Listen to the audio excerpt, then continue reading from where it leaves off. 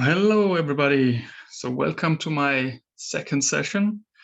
Before we start, just a short question to the boss, aka Anne. Do you want to say something or shall I just start?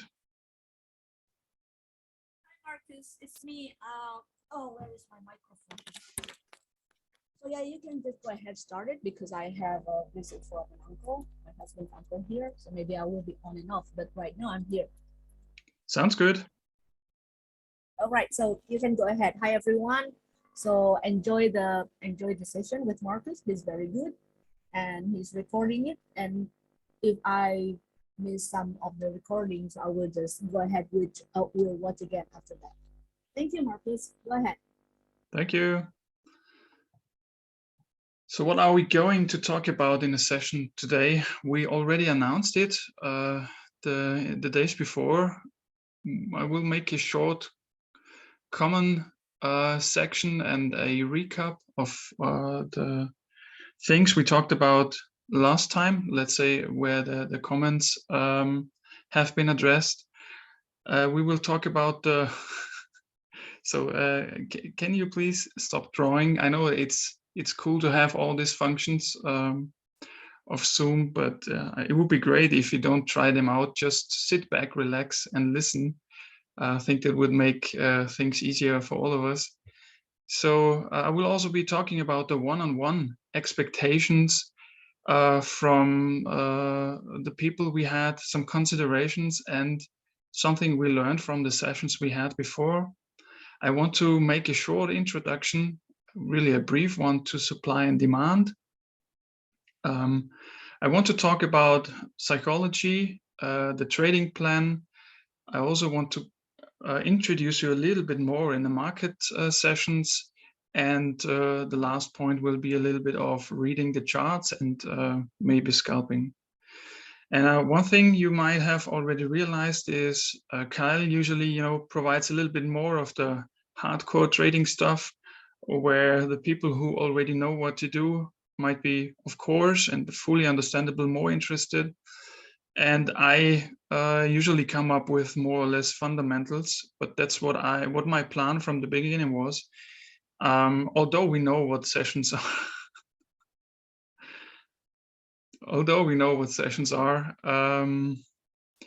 and what a trading plan is. Really, guys, can you stop?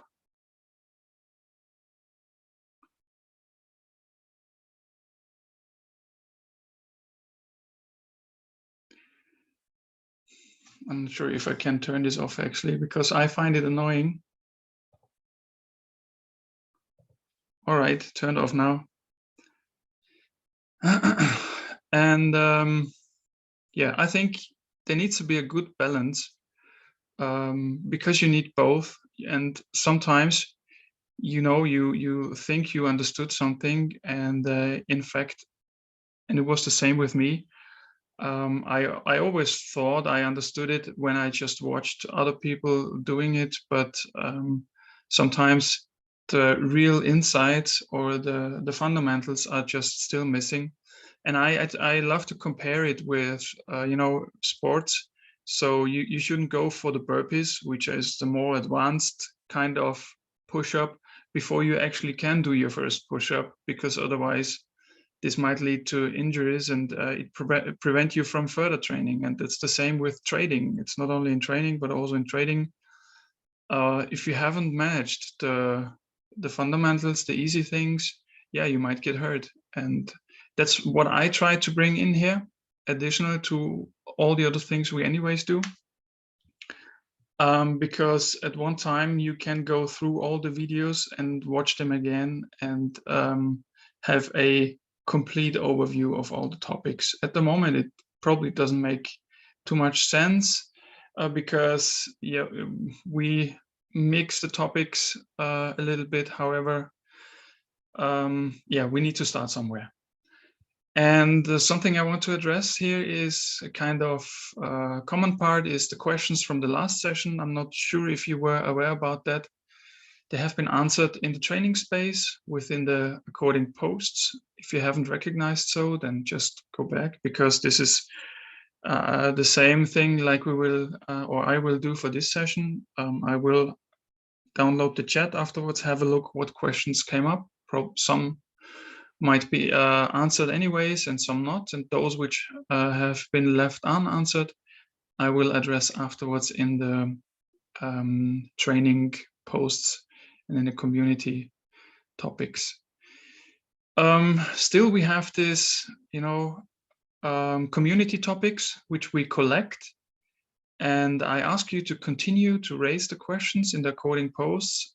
Until now, I know not a lot of them have been answered, if any, but we have a look at them and we will take topics from there. It's just that we had other things to do at the moment, but we will take for sure topics from there and answer them.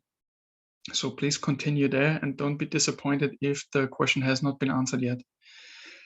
Then I also wanted one more time address this topic because, it's not, this video will not only be presented to the community, but will also be public, available on YouTube.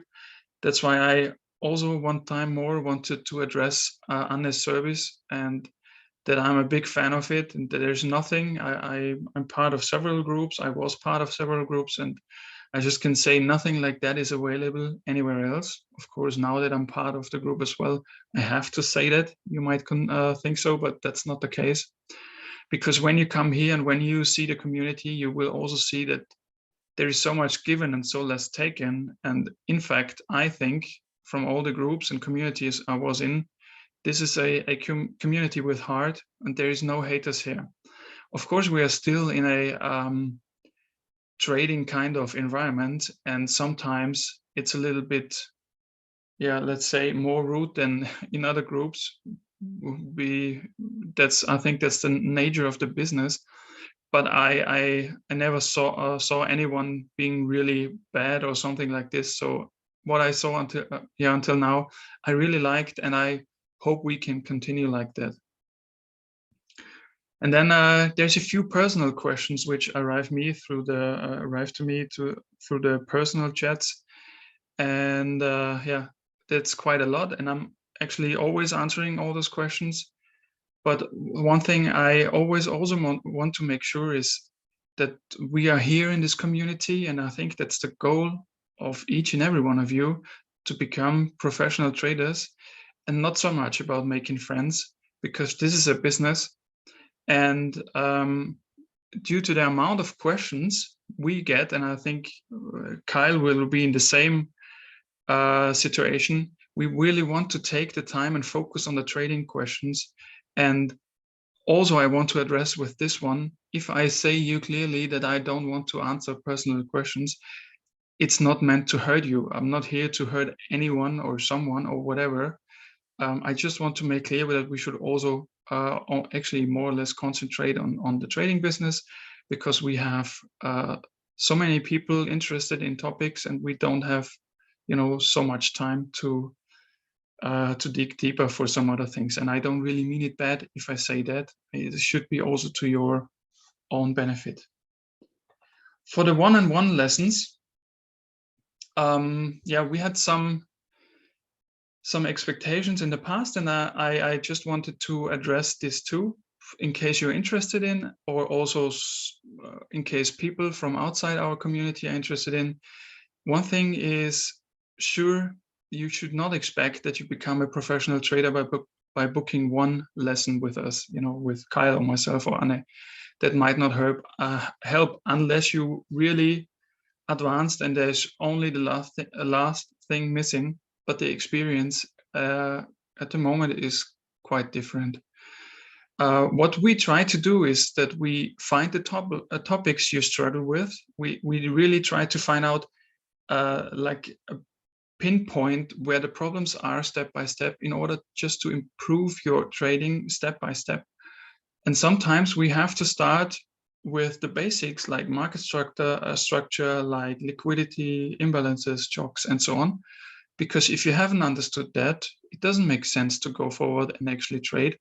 For Anne's order blocks alerts, it's somehow different. If you only want to concentrate on those, that topic is actually much easier, and that's the beautiful thing about that. But if you want to go deeper in SMC, then you have to understand the topics. And you also have to understand that the commitment in equals the commitment out. So you become what you want to do and what you do. And also, one thing is important: when we had a one-on-one session, it does not automatically become a mentorship. Of course, we will support you further on, but just that you don't come in for a one-on-one session with these expectations. This is just something we want to clarify. And also, some considerations you might, you should actually have is that for you, of course, you book 1 hour, you pay 1 hour, but for us, we spend much more time pre and post processing, also when we do homework and other things. So it's actually more than 1 hour for us on our side. And what we also want to make sure and to clarify is that we don't do this mainly for the money. So don't get us wrong. Of course, we do it for the money, but not mainly for the money. But it helps us, of course, also to protect ourselves from, you know, everybody wanting to book us actually without commitment. And if you pay something, then you have a first commitment, and it's a different commitment as if you do it for free. And a few lessons learned is, which I want to bring up, is if you have not watched Anne's, Kyle's, or my teaching videos at least, then you should not book a session. That's a waste of money for you. It's a waste of your money, just to make it clear, because we have to start from the very beginning, which we don't have to if you spend the time yourself, and it's much cheaper if you just do it before for yourself. And then there's a lot of fellows think that they have understood topics like market structure, chocks, flips, and I can understand that. I want to repeat it. I was in the same position. For a long time, I thought I understood everything because I watched so many videos, had so many course material, until I came to one mentor who actually wanted to do me homework. And I did the homework, and as I did it, I found out I haven't understood it correctly. Of course, when someone else does it, I can follow, I can watch, I can see everything makes completely sense. But when I have my own charts in front and I have to do it myself for different charts, I find out that I completely struggle.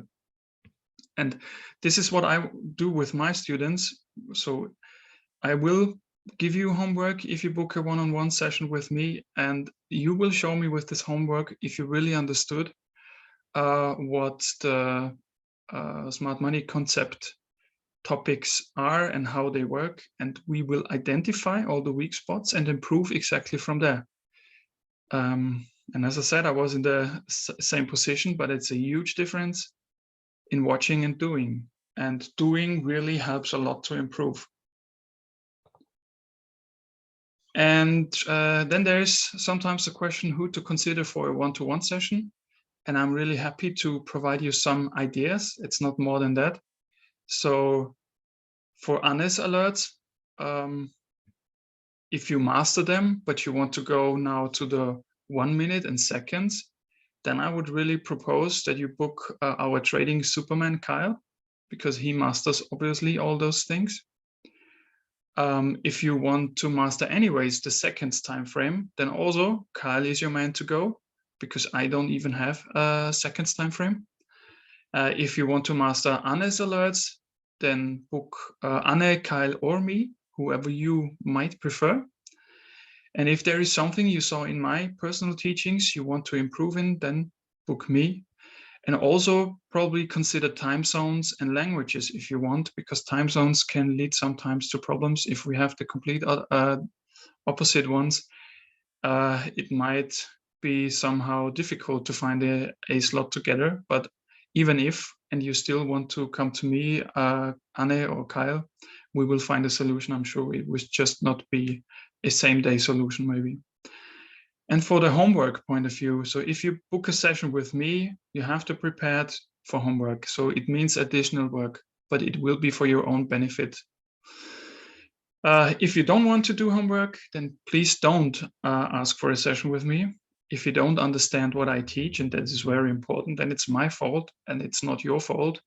and this will be clear to us both. And I am, of course, happy when I can see that you make steps in the right direction. And until now, everyone actually did improve when we had our sessions. And of course, it means additional efforts for both of us. But as I said before, it identifies your weak spots and also your commitment.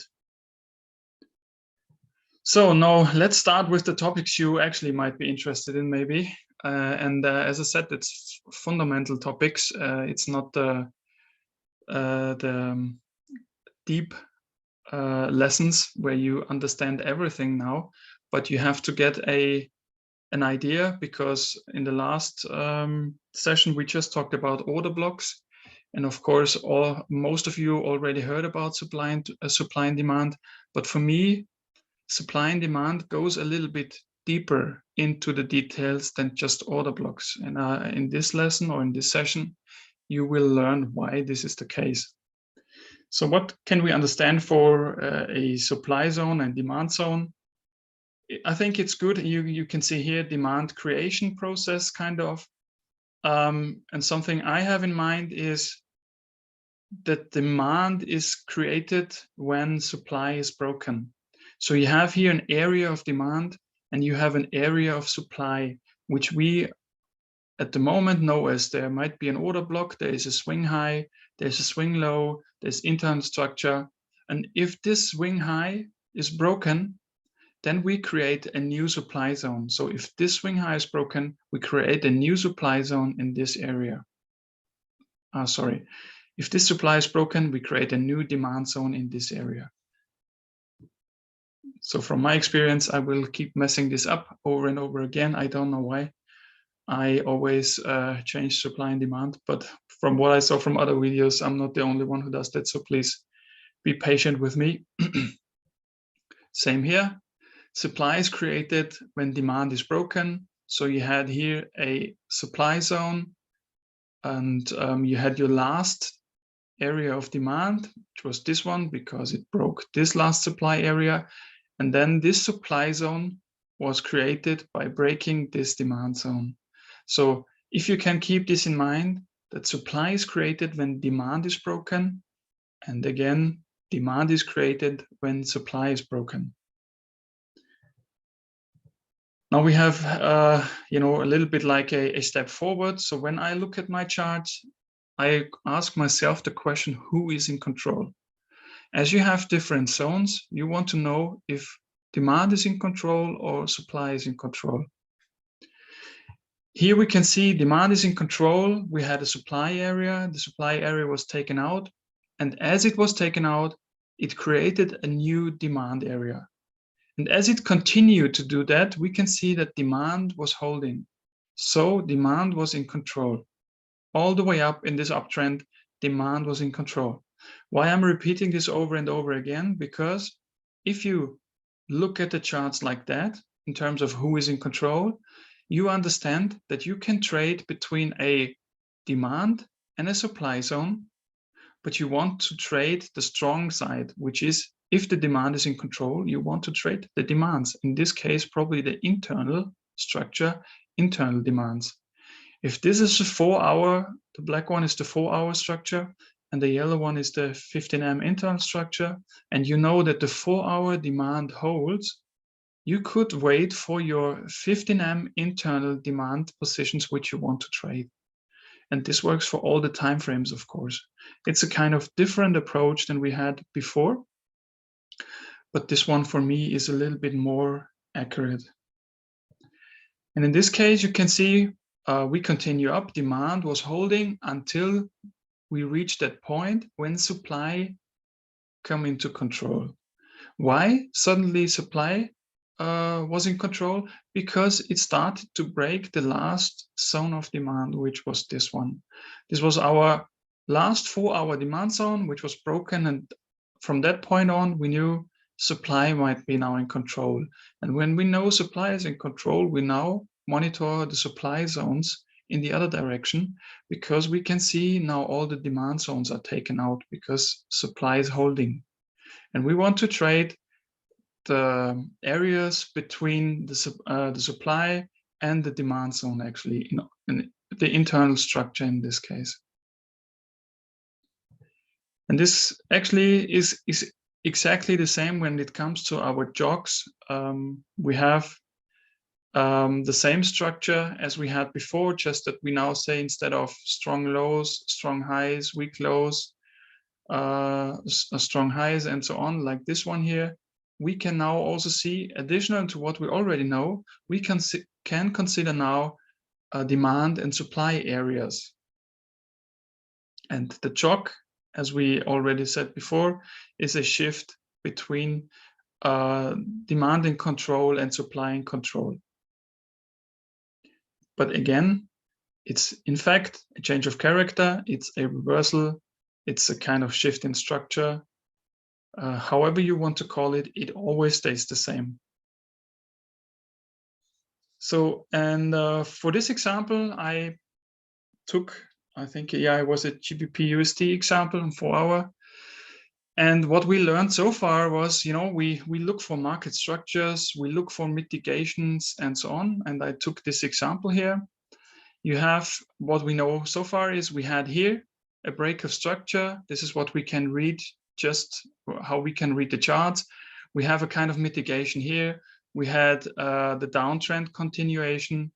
And then if we consider supply and demand, we want to probably read the charts a little bit differently, a little bit in more detail, because so far you would probably say we had a break of structure here, and then who created this break of structure? Yeah, it probably was this zone here where we had the last, you know, opposite candle, or was it this one? We could actually map both, but that's exactly what I want to come in this session, or what I want to point your eyes on is read the candles differently. Maybe just not to confuse you, let's have a look first again on the Pew charts, because what can you see here?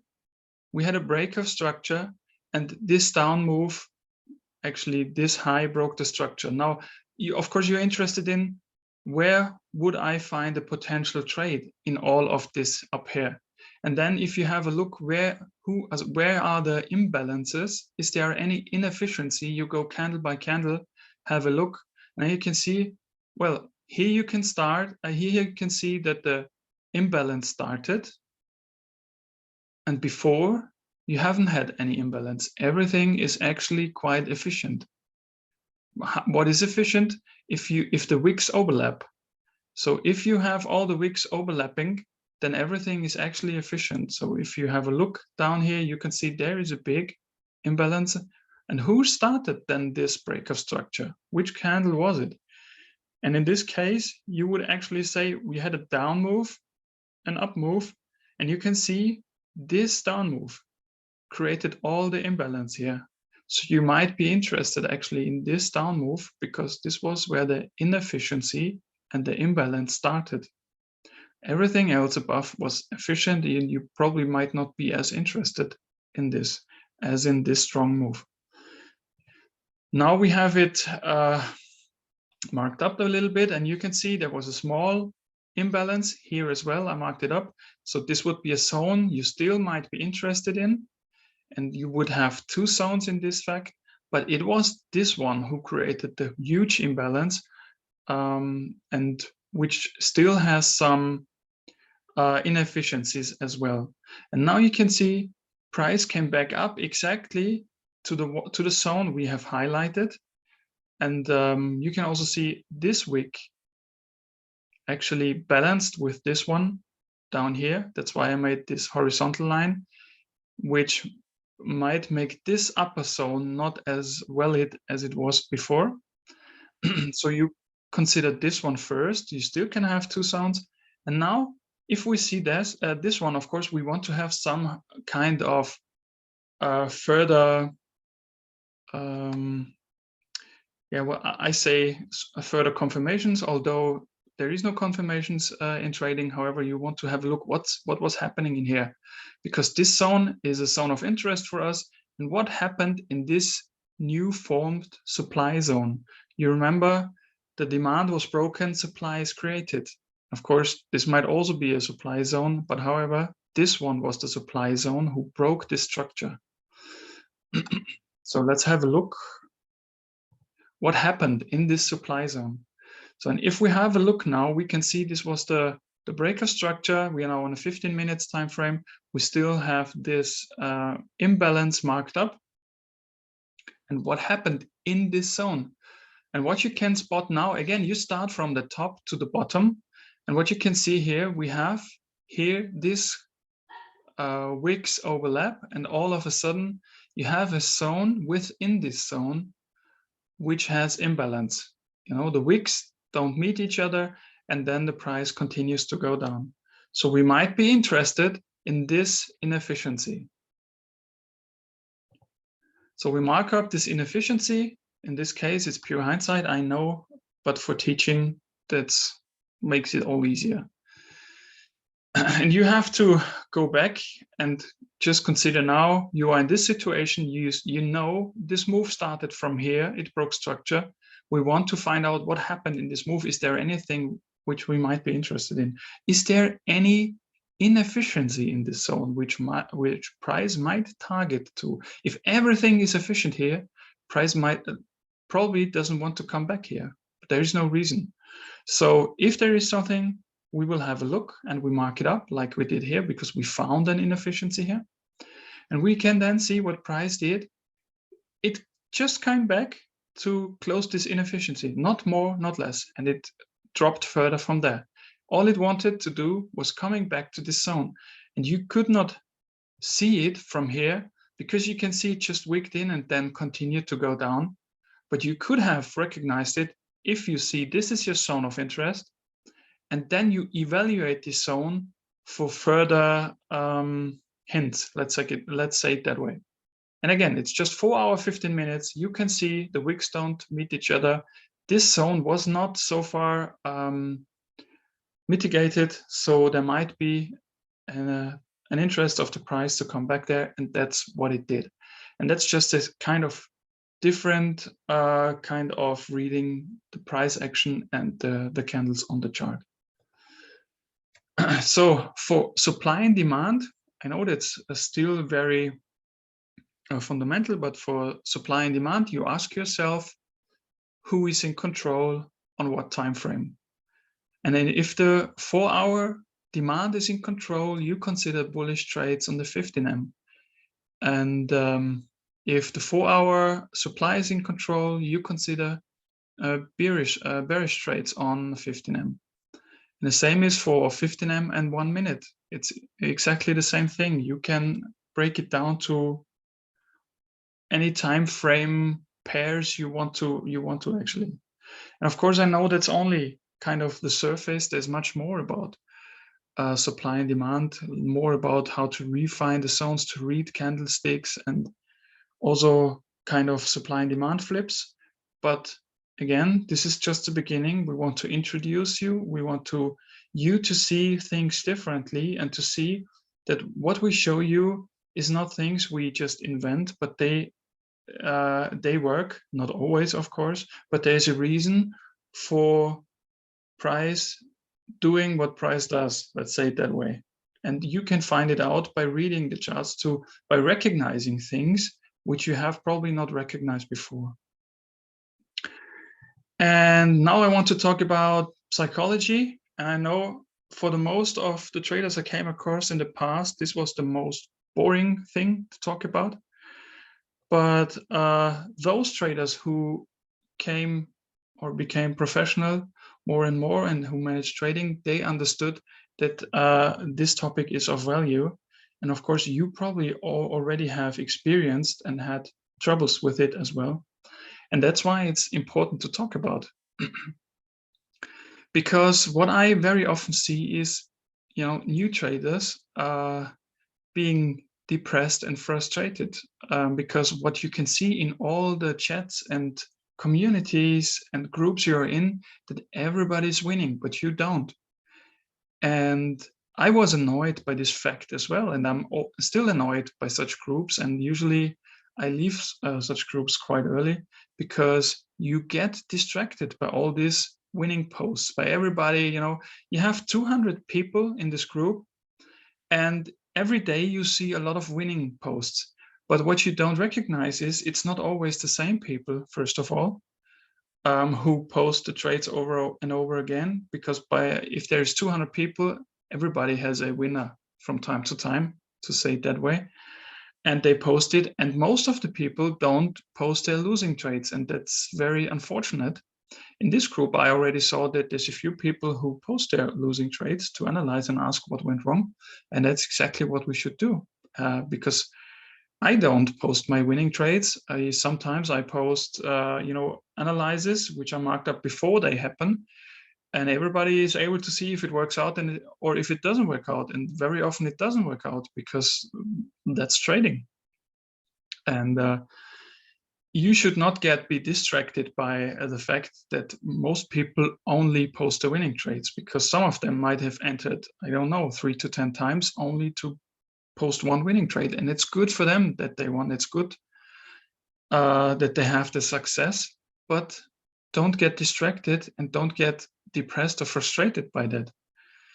And if you have mentors or teachers or coaches, whatever, who only show you, winning trades or hindsight markups, I would actually ask you just to move on, because that's not, I mean, we all are the best hindsight traders in the world.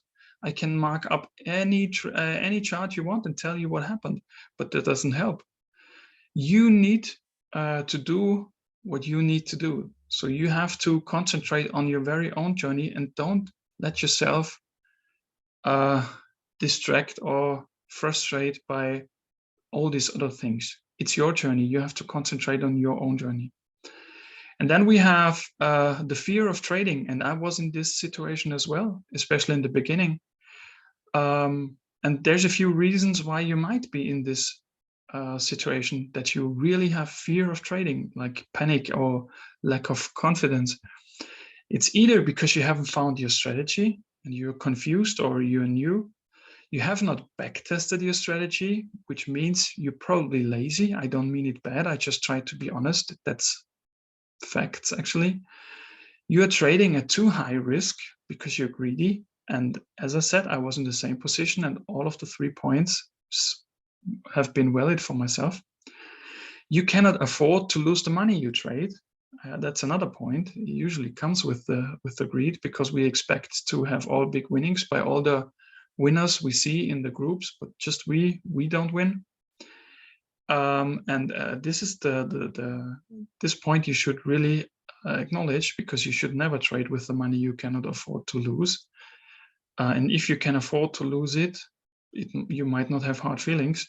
And you have to be very honest to yourself when it comes to all these points. And if you cannot find yourself in any of those points, you will not have fear of trading. Believe me, for me, that's a complete fact. And then we have a fear of missing a trade, FOMO, fear of missing out. There's different kinds of FOMOs, like, you marked up the wrong order block and the price went without you, so you jumped in and the price came back because you have been inducement whatsoever.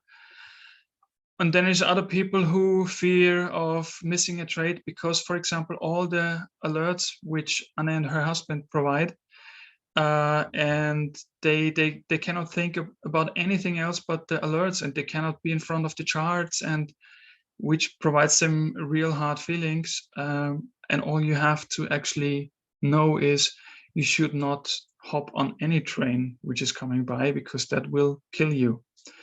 You have, believe me when I say, one pair is enough to trade. Once you master SMC, there's not more you need. And of course, if you want to trade Anna's alerts with several pairs, which is the whole concept behind all of this, and it works, you can do this as well. But you have to understand that you don't have to trade all of the pairs. Make yourself a set of pairs you are interested in, and if an alert appears for this one, because you have low spreads for them or whatever, it's the right time zones for you, concentrate only on them. And I would actually say reduce them until you really know what you do. There will be opportunities every day, and there are opportunities every day. You don't have to think you will miss any opportunity. I think it's the opposite.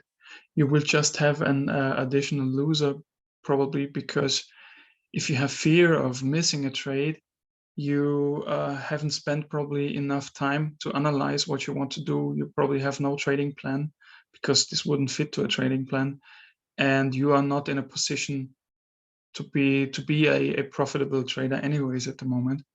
So this is something you just have to recognize. And in order to gain confidence, there's also a few topics you should actually consider, like spend some time on the charts and backtest. That's the most important one, actually, from my point of view. You have to spend the time on the charts, and if you do one-on-one, you will be forced to do that anyways as homework, and you will see a real improvement, because the real improvement, once you have understood what the single SMC topics are, comes with backtesting. Or you trade a demo account, and I did this also in the beginning, but I was bored quite soon by trading a demo account, and we have to be honest, it's not the same as trading a live account. Some people can manage to trade a demo account and then go to live. That's fantastic if you can do it, but if you are like me and you are just bored, and I mean, trading should be boring, but in this case, if you're just bored and you still don't make any steps further, you probably start with a 100 USD account or a micro account and trade live. But practice your risk management with this 100 USD account. And if you can flip this account or grow this account with 100 USD, that's exactly when you can make the steps forward. But if you keep losing, the money with this 100 USD account, or even blow it up, well, then that's not the right time to go to make the next step. Because trading also means that you will lose very often, and you have to accept that fact. It doesn't mean that you always win, and there is nobody out there that always wins. Even ICT says very often that he, of course, doesn't win all his trades. He just spends more time, doesn't trade everything, and is very picky when it comes to his trades. But in the end, when your winners cover your losses, everything is good, because that's our main goal. It's our business. We have to be aware about the risk we take. And over time, you will improve step by step. And if you consider the following, that's what I did, in fact, to improve. If you lose 1 USD per trade in your 100 USD account, would you create any feelings, or would you be afraid of losing? No, you would probably be annoyed at some point because you still haven't understood it, but it would not make you bankrupt, or I don't know, provide any bad feelings. It's completely okay. And something I want to point out again is that losing is very normal in trading, but fear is not. And if you have fear in trading, you have to adapt right now. And I think by reading those few lines I provided to you, even if they might be boring to a lot of people, this will improve. Over time, you will find out by yourself that everything I just mentioned is a fact, and it's a no-brainer. But if you are not in this position at the moment because you have feelings when you trade, you might consider some of the points I just provided to you. And also something I want to point out is that we have to change our mindset from gambling to business. I started in a gambling style because I watched a lot of videos when it comes to Forex trading where people say, you just have, it's just like in a casino, you have to only have 2 directions. It's buy or sell. And you just, can apply like things like martingale or some other things, but you find out that you blow one account after the other. And it might make sense at one point that you understand, if you want to be a pro trader at some point in time, you have to tackle everything when it comes to trading like your business. And for a business, we have to learn and invest first to perform best. And I know also I I was tired to hear people saying, if you want to learn it, you have to invest, because I also have invested so much money to make steps forward. I think all of us have, and we are really tired of hearing that you have to invest. The problem is, of course, if you invest with the wrong people, then you have wasted your money. Unfortunately, that's a lesson you had to learn the hard way. And I think we all gone through this one. But you have, unfortunately, to invest time, you have to invest money. Not much from my point of view. If you have the right mentors, all this is in a, let's say, keeps its balance. That's really okay.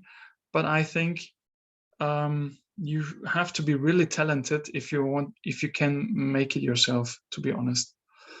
By not investing any money and just trading on your mobile phone, MT4, because you don't have anything else. I saw people doing this, and I know people who do this, and I have the biggest respect.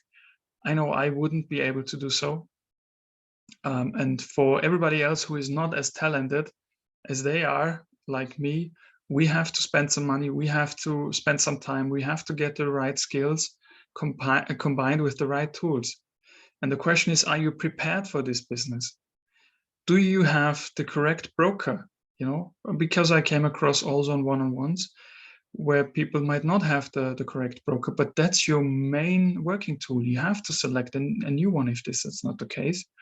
And if some of my one-on-one students listen now, I don't mean to make anything bad what I've learned from you. I just want to take the things you struggle with in order to improve the situation for everybody else. So I hope you don't take it, you don't take anything bad if I come up with those things here. And I hope you don't think I talk about you personally. It might not be you, it might be more students, you know. But I think it's worth, and I'm happy and I'm glad that we found out that this is a problem for some of you. So all I want to address here is you have to have the correct broker, which is regulated, which has low spreads, and a correct data feed. So this is your baseline. If you don't have this one, that's a point you have to work on. It's your business, you want to get that corrected. You have to have a good and simple to use trading software or trading computer. Again, if you are very talented and you can work on your mobile phone, well, that's good for you. And I'm always happy to support you with anything you struggle. But I think most of us cannot. And if you are not as talented, you might have to have a computer where you can do, you know, all your back testings and so on, because on a mobile phone, back testing, I don't know if it's even possible. You have to have a good positioning sizing tool or risk management tool, because it takes away so much stress and it will provide you consistency automatically. If you have the right tool, you know, like the StarseedFX tool, it's a no-brainer for you. Then you just can concentrate on trading. You don't have to start calculating and do all of these things. It's done automatically for you. And it's not a big investment, but it's an investment in your business. You have to have the right tools to be good in your business. It's the same as if you have a workshop. You know, if you don't have the right tools, you still might be a good mechanic or whatever, but others might still be better and more performant and so on, because they have things which just take away a lot of work for them, which you might not have. It's in any business. You have to have your correct baseline, and you have to have your tools in order to make this business working. Of course, what you also have to have is a good and reliable internet access. So if you don't have one at the moment, you better get one. Well, in the end, if you don't trade EAs, it's not as critical, because you set a stop loss and a take profit, and then it's stored on the server. You are fine with this one. It's depending on your internet access anyways, but I think it's a good point to still have. And you want to have a business, or in our case, a trading plan, which clearly states what you want to do, what you want to achieve, and so on. And you want to have the time to learn and the time to trade. I know somehow this sounds now ridiculous, but you have to have this one. Otherwise, it doesn't make sense. If you have no time to learn and you have no time to trade, and you have to be honest to yourself, it will not work. As obvious as it sounds. But I just wanted to make this make you aware about this. And for the trading plan, we jump into the next session, trading plan, of course. And what you see here is not a trading plan, because if you don't have one at the moment, I just want to provide you some questions which you have to ask yourself in order to create a plan for yourself. Because some of you might struggle also with this one. And I provided a template in the group, in the community, which you can use anyways. But in order to make a trading plan for yourself, you should consider topics like time frame, risk management, your strategy, markets and sessions, your take profits, and you probably want to have a checklist which helps you every day before you start in your trading session to make you ready for your takeoff. And for the time frame, it's very important for you. You want to know which time frames you trade. What is your higher time frame and what is your entry time frame? Maybe you just trade one. I don't know. That's depending on your own trading plan. For the risk management, you want to know, for example, what is your initial risk per trade? What do I mean by that is you start with a kind of initial risk where you say I risk 0.5% for every trade I take. And then you have, let's say, I don't know, 2 losers in a row. And once you had 2 losers in a row, you want to reduce your risk. That's what your plan is. And you want to reduce it to 0.25 until you gained back your loss. And then you start again with your initial risk per trade. And also when you want to stop for the day, let's say if I have 2 losers, 4 losers, 5 losers, when I want to step away from the charts, in fact, provide yourself those rules, stick to them and improve them. And yeah, it's like the PDCA process. Like, you plan, you do, you check, you act. It doesn't mean that your first trading plan will be the best plan. Of course not. I update mine on a regular basis because I find things which I don't like or things which don't work. I update it, but I stick to it for a while and I update it again. And this is the same thing you should do. It's the same for the strategy. I mean, for me, the trading plan doesn't contain the strategy, because you should know what you trade and you should know what you're looking for. But maybe you look only for a single pattern where you want to enter, like jog, for example. Then you remind yourself that you only want to enter for this pattern on your trading plan, but just as a kind of short reminder. Markets and sessions. Yeah, which markets do you trade? Like, I don't know, Forex pairs, EUR/USD only, or all the major pairs, or gold only, cryptos, whatever. Just backtest, find out what you prefer and write it down, but don't trade everything. It might also look ridiculous, and it would be very obvious to you if you have in a trading plan all the pairs that are existing out there. Also, which sessions do you trade, if you know what sessions are and if you're aware of them? What kind of trader are you actually? Are you a swing trader, an intraday trader, a scalper, whatever? That you don't have to put that on your trading plan. But if you trade a session only, stick to that. If you trade 2 sessions only, stick to that. Improve from there. And what's your take profits? Not only your take profits, but what is your daily profit target, weekly profit target? When do you break even? Is this a hard rule? When do you partial out and when do you take profit? Why do you have this trading list? Because whenever you lose a trade, you go through this trading list or your checklist, have a look, did you stick to all your rules? Yes or no? And in the beginning, you will find out you haven't stick to those rules, usually for your losing trades.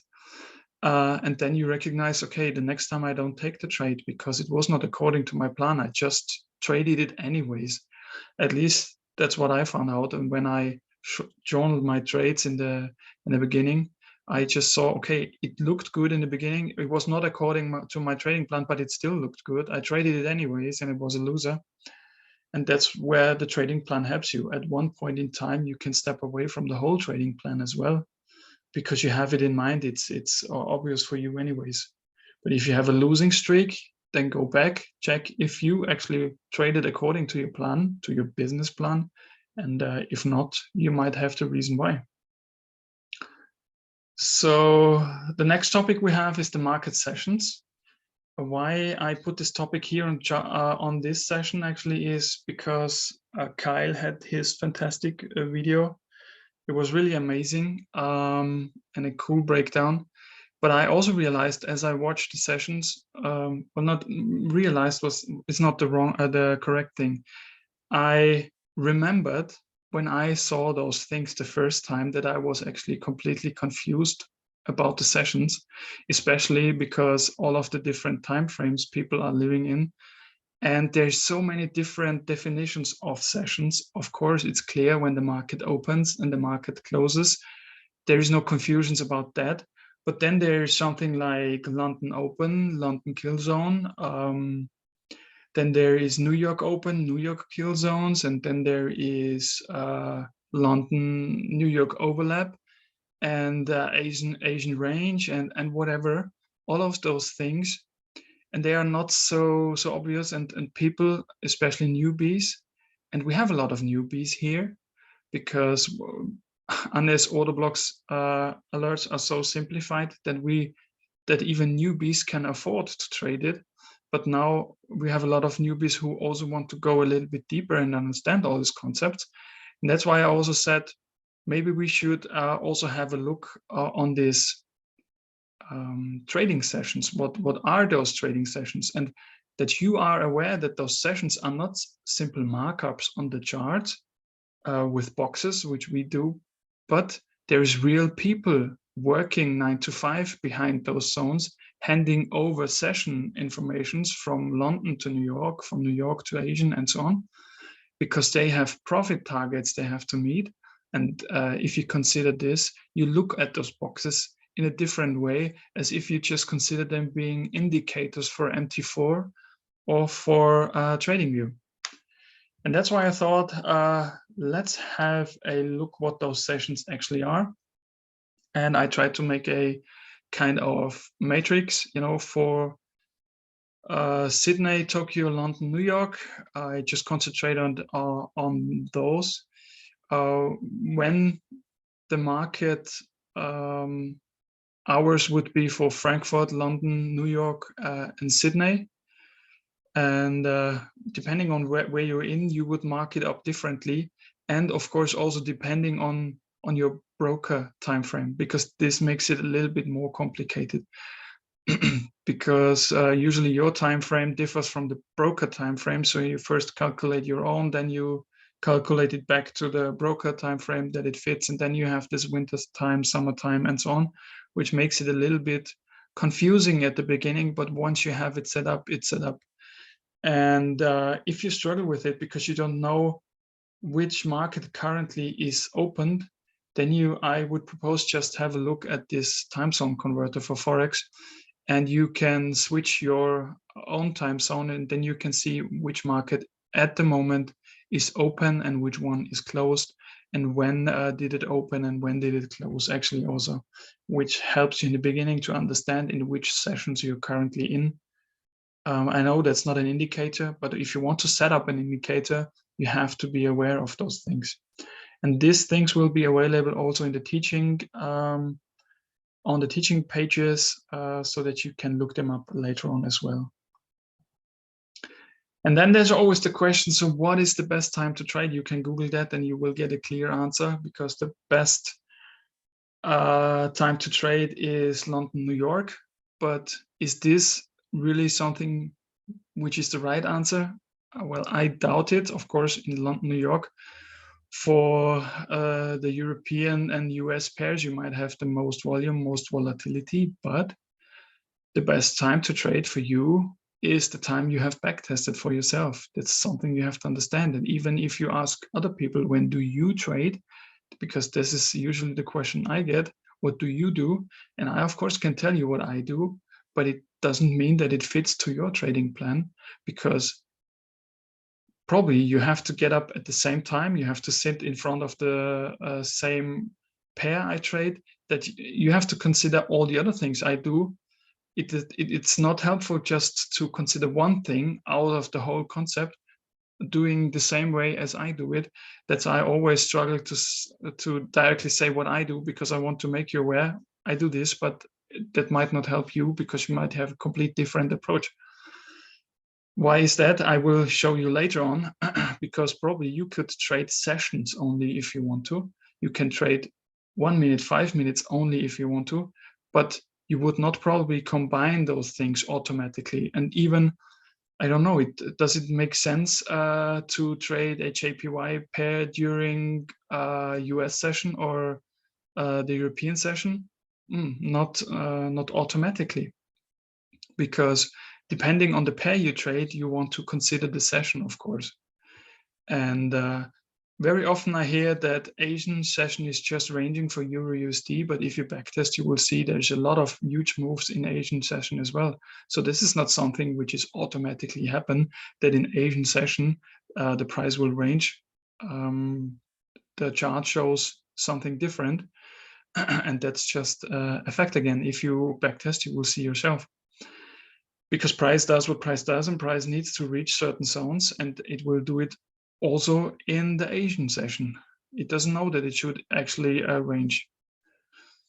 And of course, if you have trade JPY pairs, you might consider more the Asian session. If you trade odd pairs, you might consider more Australian sessions, but everything goes back to backtesting. And I think you understood the point from this point of view at the moment.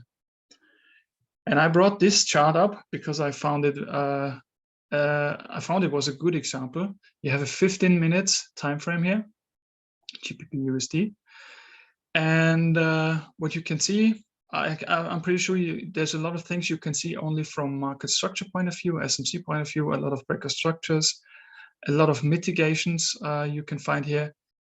But in fact, you can see here 2 to 3 days of trading. And let's go to the next slide. The question is, would you be able to spot this kind of liquidity grabs, which obviously are, of course, it's mitigations in addition, but I think we can all agree it's also liquidity grabs, and afterwards structure was broken and so on. Would you be able to anticipate that by only looking at the charts, not considering anything else? I don't think so. Of course, you can mark up your zones of interest, but if you would now add additional information to this chart, you would be able to trade completely different. And what I mean by that is, now let's put the sessions on this chart. And this is just the way I put the sessions on the chart. As I said, there's several ways. I don't have the lunchtime break marked up or the session overlap. Also, you can see the Frankfurt session is not marked. I only mark it that way, the Asian range, the London, and the New York session. And now if you have a look at this picture, the whole picture gets a complete different meaning and setup. More advanced traders will already recognize what I mean with this. And the newbies might still think, well, okay, now you have 3 boxes of different color on there. It doesn't say much to me. Now, let's have a look on the next slide. Again, we're talking about this liquidity grab as a first point, because what you can see, you have the Asian session, which is followed by the London Open, who takes out the Asian liquidity, the Asian high, only to drop price within the whole session. And what, let's stick with this for the moment. And this is day 1. You have Asian range, liquidity taken out, price dropping, day 1, because these 3 boxes show day 1. Then you can see day 2, Asian range, liquidity taken out by London Open, price is dropping. Day 2, exactly the same behavior. Those of you who know, who learned ICT, this is very familiar to you, I'm pretty sure. You could only trade this, to be honest. You just wait for this setup. It's not happening every day. Don't get confused by that. But if you backtest it with these boxes, you can see how often it actually happens within a month, for example. And I just wanted to make you aware, if you put additional considerations to your chart, you might look at the complete same picture completely different than you did before. What you also can recognize here is, again, you had your Asian range, the London Open, when London started, you know, it's the 9 to 5 job of those people, taking out Asian range, mitigating a zone of interest, but did not take out the highs here because it was enough for them to take out the Asian range, dropping the price during London, and at New York Open came back up to mitigate those London session supply zone. Well, the price could easily go up here as well. You just have to consider this might be the case. If the people behind those sessions provide you this move down, this is exactly what might happen again. They come back in the New York Open just to mitigate the imbalance they had here, the supply zone, to drop further. Again, if you backtested it that way, it make things more visible to you. Because without those things, you would just see a chart. You would not be recognized. Where is London people working? Where is New York people working? What is Asian doing? And who took out what and who returned to when? Was this the mitigation here of London session? No, only by putting additional information consideration on the screen, you will be able to view the same chart in a different way. And if we continue now to day 2, you can see Asian taken out by London Open, price dropped, only for New York Open to mitigate again and to drop further. This was day 2. Usually, or very often, this happens for one day and the second day. Sometimes, of course, it can also look completely different. But I just want to make you aware, this is how you would look at sessions. Of course, first you have to know when the sessions are. It has to be in line with your broker time frame. And then you could decide to only trade a session, for example. One additional thing I want to make you aware of is, well, can you spot the session reversals? Because only if you look at it and if you backtest, you will see that in every session there's reversals. And that's why also the 15M jock trading is usually quite powerful, because you have a reversal in this session, Asian, you have a reversal in this session. Here you had a Frankfurt reversal, you had a London Open reversal, then you had a New York kind of open, it's lunchtime rather, reversal. Then you had a New York Open reversal. This is rather going to New York close and so on. Can you spot that there is 1 to 2 reversals in every session? And if you continue here like this, you can see if you only concentrate on the reversal happening in a session, you can actually, if you can master that, you can make money, but you would not be aware when these reversals might happen, like, you know, London Open, London Kill Zone, if you don't draw the sessions on there when the people are actually working. And that's actually everything I wanted to tell you for today when it comes to market sessions, or what did we call it? Yeah, market sessions. Because I don't want to over confuse you, of course, with the topics as well. Also, these charts or pictures you will find in the training section, because it makes sense to have a look at them again. And I hopefully we had some of you saying, well, okay, when I haven't recognized that so far, and I know the advanced traders would just say, oh, I'm bored. When do we get the more advanced stuff? And I have to further bore you, because there is not much advanced stuff today, because we are heading to the end of the session. And something I also wanted to talk about was, you know, chart reading and scalping. And we did it already today to have a short look how to read kind of the charts candle-wise. Now, if we have a look here, we have a 15 minutes chart. We see here there's a huge break of structure, a huge inefficiency, and then we have this mitigation, and then price trades away from it. And for us, it's not quite easy. Let's say when we talk about let's say scalping, because that's what we want to talk about it at the moment. When to jump in a trade and when to go out of a trade. Of course, we have fixed stop losses, fixed take profits. That makes the things easier for us, because it's you can, let's say, plan your trades a little bit better. But if you want to go into scalping, for example, there's a few things which could help you to read the charts differently. And for example, this would be a kind of three-step entry.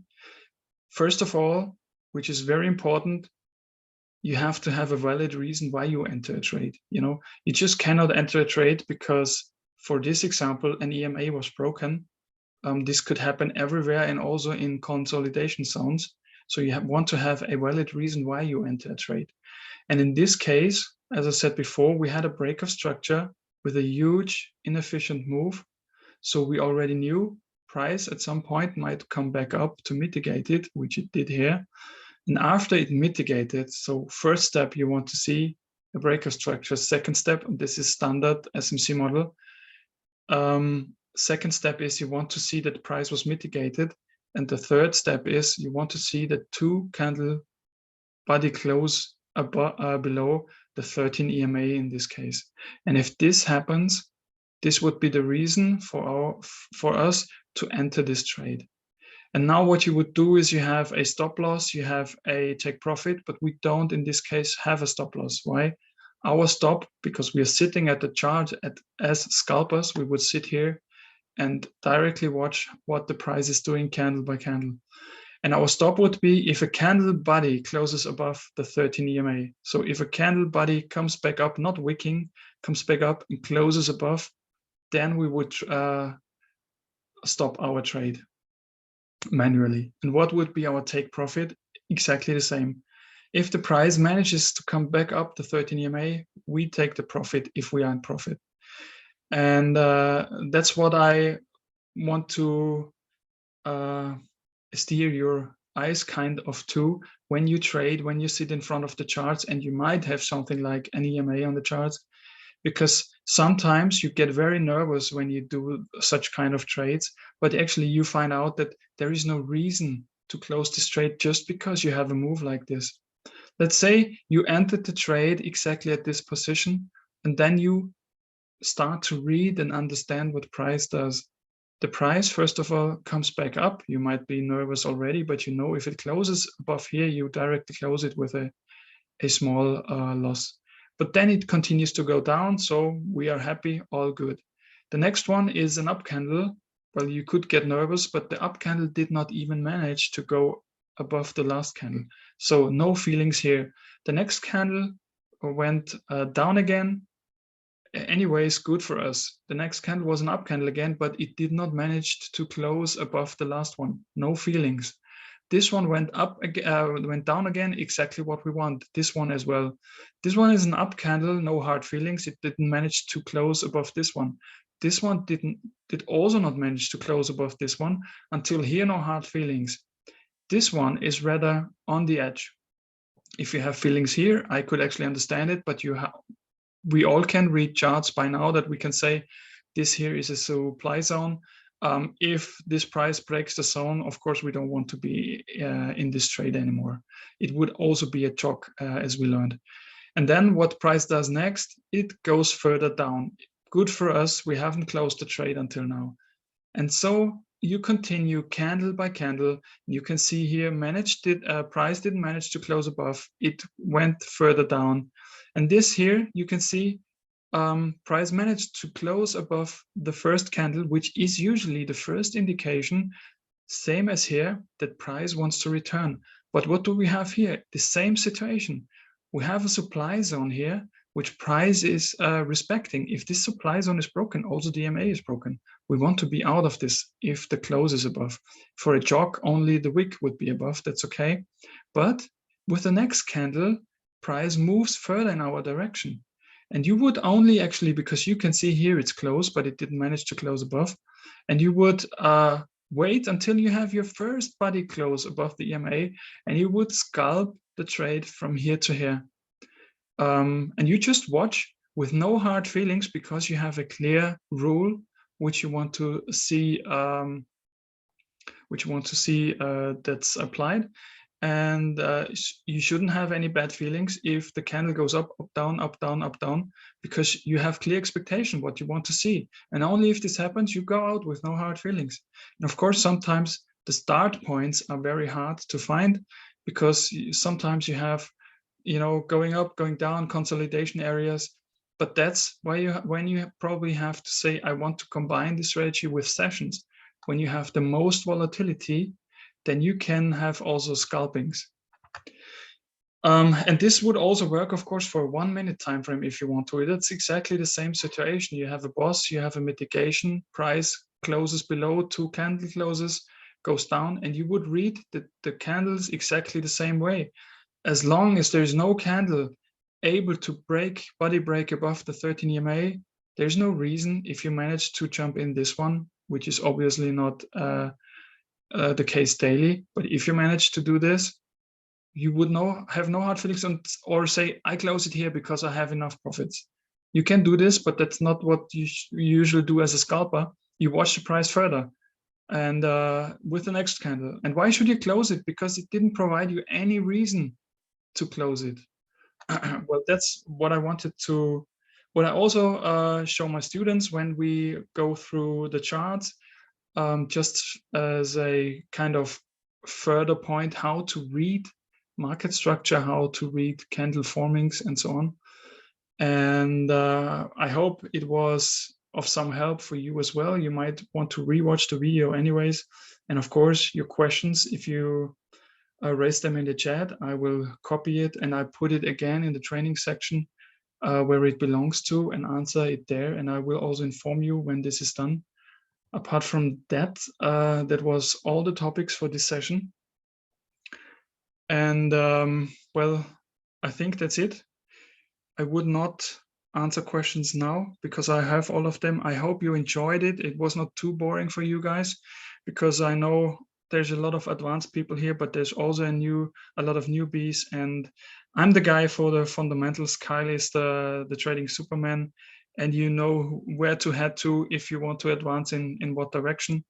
I'm happy that you still joined, although we had all of these confusions, and I'm actually out. And thank you everybody, and have a great day.